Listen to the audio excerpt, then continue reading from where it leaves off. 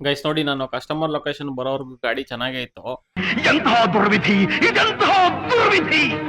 Item delivery ಕೊಟ್ಬಿಟ್ಟು ಬಂದು ನೋಡ್ತೀನಿ, ಗಾಡಿ ಪಂಚರ್ ಆಗ್ಬಿಟ್ಟಿದೆ. ಇವಾಗ ಏನು ಮಾಡೋಕ್ಕಾಗಲ್ಲ, ಪಂಚರ್ ಅಂಗಡಿವರೆಗೂ ಹೇಗಾದ್ರೂ ಮಾಡಿ ಗಾಡಿನ ಓಡಿಸ್ಕೊಂಡು ಹೋಗ್ಬೇಕು. ಮೊದಲು ಫಸ್ಟ್ ಟೈರ್ ಚೇಂಜ್ ಮಾಡಬೇಕು, ಯಾಕಂದ್ರೆ ಇದು ತುಂಬಾ ದಿವಸ ಓಡೋ ನಮಗೆಲ್ಲ ಡೆಲಿವರಿ ಬಯಸ್ತಲ್ಲ. ಏನಪ್ಪ ಕತೆ ಅಂದರೆ, ಟೈರು ಮತ್ತು ಇಂಜಿನ್ ಆಯಿಲು ಇದೆಲ್ಲ ಸಿಕ್ಕಾಪಟ್ಟೆ ಖರ್ಚು ಬೇಗ ಬರುತ್ತೆ. ಕಿಲೋಮೀಟ್ರ್ ಗಟ್ಟಲೆ ಓಡಿಸ್ತಾ ಇರ್ತೀವಿ ದಿನಾಗ್ಲೂ, 100-120 ಕಿಲೋಮೀಟ್ರ್ವರೆಗೂ ಡೈಲಿ ಓಡಿಸಿದ್ರೆ ಗಾಡಿ ಬೇಗ ಟೈರ್ಸ್ ಹೋದಾಗುತ್ತೆ. ಮತ್ತು ಇಂಜಿನ್ ಆಯಿಲು, ಸರ್ವೀಸು, ಇದೆಲ್ಲ ಬ್ರೇಕ್ಸು ಇವೆಲ್ಲ ಹೋಗ್ತಾ ಇರ್ತದೆ, ಬ್ರೇಕ್ ಪ್ಯಾಡ್ಗಳು. ಏನು ಮಾಡೋಕ್ಕಾಗಲ್ಲ, ದುಡಿಬೇಕು ಅಂದರೆ ಮಾಡಲೇಬೇಕು. ಸೊ ಇವಾಗ ಪಂಚರ್ ಅಂಗಡಿ ಹುಡ್ಕೊಂಡೋಗಿ ಪಂಚರ್ ಫಸ್ಟ್ ಮೊದಲು ಹಾಕ್ಸ್ಬೇಕು.